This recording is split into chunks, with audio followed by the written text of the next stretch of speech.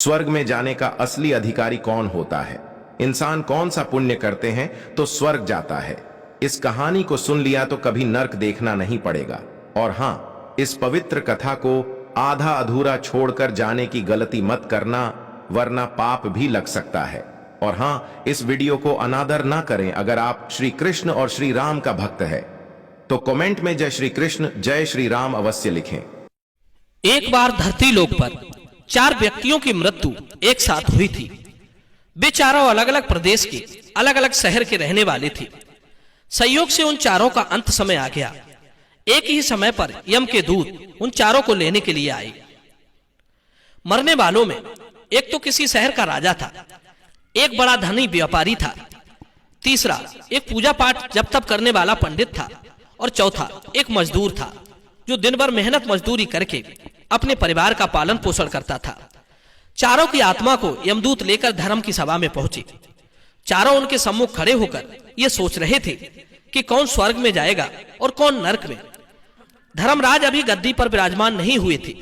उससे पहले ही वे चारों आपस में बातचीत करते हुए स्वयं को ही स्वर्ग का दावेदार ठहरा रहे थे। सबसे पहले राजा बोला कि देखो, मुझे तो धर्मराज पक्का ही स्वर्ग में भेजेंगे, क्योंकि मैं एक विश्वविख्यात राजा हूं। मैंने अपने शुभ कर्मों से धरती लोक पर अपना खूब नाम कमाया है। चारों तरफ लोग मेरे अच्छे कर्मों की चर्चा करते हैं। कभी कोई मेरे द्वार से खाली हाथ नहीं गया। जो आया मैंने उसे इतना दिया कि वो जीवन भर मेरा नाम नहीं भूल पाएगा। हर तरफ मेरे नाम का यशोगान हो रहा है। मेरे द्वारा लुटाए गए दान से लाखों लोगों को खाने को अन्न मिला है, रहने को आश्रय मिला है। इसलिए मेरे कर्मों को देखते हुए धर्मराज पक्का मुझे ही स्वर्ग में भेजेंगे। राजा की बात सुनकर वो धनवान व्यापारी कहने लगा, हे भाई, मैंने भी पृथ्वी पर रहकर खूब धन कमाया और उस धन से मैंने लाखों लोगों की सहायता की।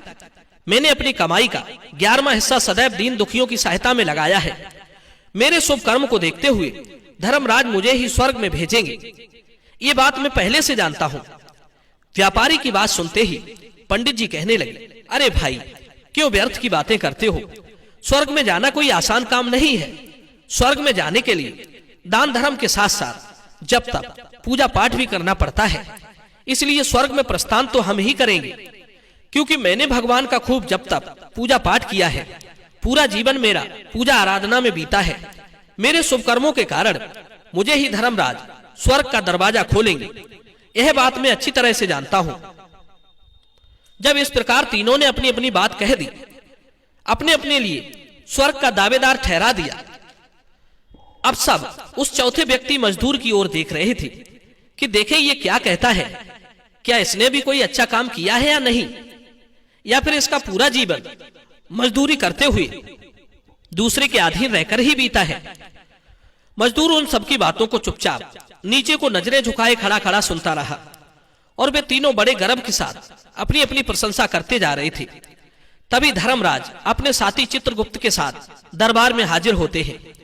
चित्रगुप्त के हाथों में एक मोटी सी किताब थी, जिसमें समस्त प्राणियों के कर्मों का लेखा जोखा लिखा था। धर्मराज अपने सिंहासन पर विराजमान होते हैं। उसके बाद चित्रगुप्त ने राजा को अपने पास बुलाया और उससे पूछने लगे कि तुम बताओ, तुम तो धरती पर बड़े ही प्रख्यात राजा थे। तुमने अपने जीवन में कौन कौन से शुभ कर्म किए हैं? कितने लोगों को दुख दिया है, कितने लोगों का भला किया है? मैं अपनी पुस्तक में देखकर यह फैसला करूंगा कि आप स्वर्ग में जाने के अधिकारी हैं या नहीं हैं। तब बड़े गर्व के साथ राजा अपने कर्मों को बताता है, हे भगवान, मैं एक बहुत बड़े राज्य का स्वामी था। मेरा राज्य बड़ा ही समृद्ध और खुशहाल था। मेरे राज्य में दीनहीन बहुत ही कम थे। सब मेरी छत्र छाया में बड़े आनंद के साथ जीवन यापन कर रहे थे। मैंने अपने राज्य के लोगों को किसी चीज की कमी नहीं होने दी। हर भूखे को भोजन मिलता था। लाखों की धन माया उन्हें रोज दान की जाती थी। प्रजा के लोग मुझसे बहुत खुश रहते थे। दिन रात वे मेरा यशोगान करते थे। यही मेरे जीवन के अच्छे कर्म हैं। राजा की बात सुनकर चित्रगुप्त ने अपनी पुस्तक में देखा और देखने के बाद राजा से कहा, तुम्हारा कथन सत्य है। सचमुच तुमने अपनी प्रजा को बहुत सुख दिया है, परंतु इसके साथ साथ तुमने अपराध भी बहुत किया है। तुमने अपनी राज्य की सीमा को बढ़ाने के लिए जितने युद्ध लड़े हैं, उन युद्धों में हजारों लाखों की संख्या में सैनिकों ने अपनी जान गंवाई है। उन सबकी मृत्यु का कारण सिर्फ तुम हो। उनके परिवारों को, उनके बच्चों को अनाथ करने वाली, उनकी स्त्रियों को विधवा बनाने वाली सिर्फ तुम हो। तुमने लोभ बस हजारों परिवारों को घोर दुख दिया है। युद्ध लड़कर राज्य बढ़ाने से अच्छा था कि तुम अपने पड़ोसी देशों से मित्रता करके उनके साथ व्यापार करती।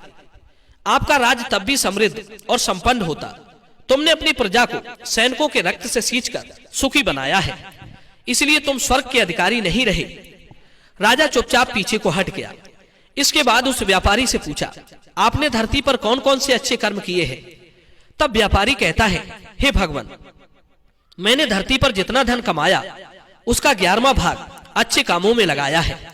लाखों लोगों को भोजन खिलाया है, कई आश्रमों को दान दिया है, कई बेघर लोगों को अपने धन से घर बनवाया है, कई शहरों में मंदिरों का निर्माण कराया है, जगह जगह मुसाफिरों को ठहरने के लिए धर्मशालाएं बनवाई हैं, पानी के प्याऊ लगवाए हैं, प्रत्येक तीर्थों में भंडारे करवाए हैं।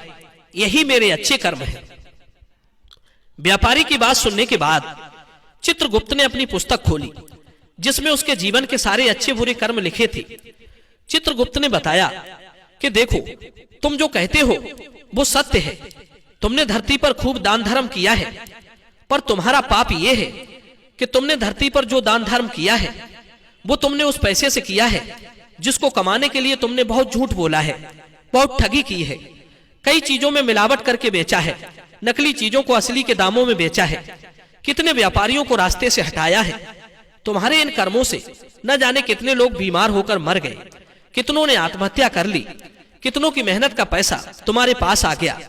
उन सब लोगों की बद्दुआएं तुम्हारे साथ हैं। तुमने जो कुछ भी अच्छा काम किया है वो बुरे कर्म करके ही किया है, इसलिए तुम्हारे पास तुम्हारा कोई शुभ कर्म नहीं है। तुम स्वर्ग में जाने के अधिकारी नहीं हो। चित्रगुप्त की बात सुनकर व्यापारी भी उदास होकर पीछे हट गया। उसके बाद पंडित जी को बुलाया और पूछने लगे, तुमने अपने जीवन में कौन से अच्छे कर्म किए हैं? तब पंडित जी कहते हैं, हे भगवान, मेरा पुण्य ये है कि मैंने हजारों लोगों को ज्ञान दिया है, हजारों यज्ञों के अनुष्ठानों को संपन्न कराया है, हजारों के घरों में पूजा पाठ कराई है, दिन रात मैंने ईश्वर का जप किया है, हजारों कन्याओं का विवाह कराया है, लाखों पिंडदान श्राद्ध कर्म कराए हैं, अज्ञानियों को मार्ग सुझाया है। इससे ज्यादा शुभ कर्म और क्या हो सकते हैं? तब चित्रगुप्त अपनी पुस्तक में देखकर बताते हैं, हे पंडित जी महाराज, आपका कहना सर्वथा सत्य है। आपने वास्तव में हजारों लोगों को ज्ञान दिया है, लेकिन उस ज्ञान पर स्वयं कभी अमल नहीं किया। आपने सैकड़ों यज्ञ पूजा पाठ अनुष्ठान कराए, पर उनमें निस्वार्थ भाव से किया गया कोई कर्म नहीं था। इसलिए तुम स्वर्ग में जाने के अधिकारी नहीं हो। अब तो उदास होते हुए पंडित जी भी पीछे हट गए। अब बचा केवल मजदूर।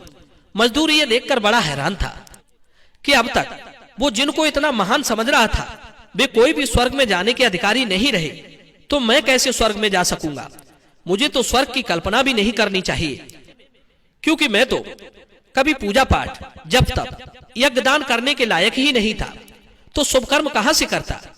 मैं तो मेहनत मजदूरी करके सारे जीवन अपने परिवार को पालता रहा, शुभ कर्म कहां से करता? मजदूर ये सब सोच ही रहा था। इतने में चित्रगुप्त ने उससे भी आवाज लगाई और उससे पूछा, हे मजदूर भाई, और उससे भी पूछा। तो मजदूर पहले ही कहने लगा, भगवान, मैंने धरती पर एक गरीब घर में जन्म लिया। यज्ञ दान हवन पूजा पाठ करने के मैं लायक नहीं था। मैं शुभ कर्म कहां से करता? मुझे तो अपने परिवार का भरण पोषण ही कर पाया। मैं जानता हूं भगवान कि मैं स्वर्ग जाने का अधिकारी नहीं हूं। मैंने धरती पर भी नरक भोगा है और यहां भी भोगूंगा, पर मेरी एक हार्दिक इच्छा है, मैं स्वर्ग में तो जा नहीं पाऊंगा। मैं एक बार स्वर्ग को अपनी आंखों से झांक कर देखना चाहता हूं। इससे अधिक मेरी कोई इच्छा नहीं है, क्योंकि मैंने ऐसा कोई काम नहीं किया जो कुछ देर के लिए ही स्वर्ग में पहुंच पाता। गरीबी में पला बड़ा, काम के बाद लोगों की सेवा के लिए मेरे पास समय नहीं रहता। बचा हुआ समय मैं अपने बूढ़े माँ बाप की सेवा में लगा देता था। उनके लिए औषधि पीसता था, उन्हें खिलाता पिलाता था, उनके वस्त्र बदलता था, उन्हें नहलाता धुलाता था। यही मेरी दिनचर्या थी। मुझे तो मंदिर जाने का भी समय नहीं मिल पाया। मजदूर की बात सुनकर चित्रगुप्त ने अपनी पुस्तक में देखकर पूछा, हे मानव, तुम ध्यान करके सोचकर बताओ, तुमने कभी तो कोई शुभ कर्म किया होगा। तब मजदूर अपने पूरे जीवन काल के घटनाक्रम को याद करता है। तब उसे याद आया कि एक बार उसे बहुत तेज भूख लगी थी। वो रोटी खाने के लिए बैठा ही था कि इतने में वहां एक बहुत ही कमजोर कुत्ता टहलता हुआ आ गया, जो ठीक से चल भी नहीं पाता था। वो आकर मेरे सामने बैठ गया और मेरी रोटी को गौर से देखने लगा। मैं समझ गया कि वो कुत्ता भूखा है। मेरे अंदर से आवाज आई कि एक भूखे बेजुबान जानवर को छोड़कर तू कैसे अकेला खा सकता है। वो भी मेरे पास आकर के बैठ गया। मैंने वो रोटी स्वयं ना खाकर उस कुत्ते को खिला दी। उस दिन मैंने पूरे दिन भूखे पेट रहकर ही काम किया था। मजदूर की बात सुनकर चित्रगुप्त मुस्कुराए और उसका हाथ पकड़ करके बड़े सम्मान के साथ उसे स्वर्ग में लेकर गए और बोले, वास्तव में आप ही स्वर्ग में रहने के अधिकारी हो। आपका वो त्याग और उस मूक पशु पर दया दिखाना ही सबसे बड़ा शुभ कर्म है। मनुष्य जो भी काम निस्वार्थ भाव से करता है, वास्तविक उसका ही उसे सबसे बड़ा पुण्य मिलता है। निस्वार्थ भाव से किया गया जन कल्याण के लिए काम आपके सैकड़ों पापों को नष्ट कर देता है। लोभ, लालच, मोह और स्वार्थ के वशीभूत होकर किया गया शुभ कर्म भी फलदायी नहीं होता। इसीलिए ध्यान रहे, जीवन में अच्छे कर्म अच्छी भावना के साथ करना चाहिए। ऐसा नहीं होना चाहिए कि आपने किसी से धन छीनकर या चुराकर कमा लिया और बाद में उसी धन को शुभ कर्मों में लगा दिया। वो धन आपको कभी नरक में जाने से नहीं बचा सकता। दोस्तों, मैं उम्मीद करता हूं ये कहानी जरूर पसंद आई होगी। तो चलिए वीडियो को लाइक कीजिए और चैनल को सब्सक्राइब कीजिए। मिलते हैं आपसे अगली वीडियो में एक और चर्चा के साथ। आप सभी का बहुत बहुत धन्यवाद। जय श्री कृष्ण।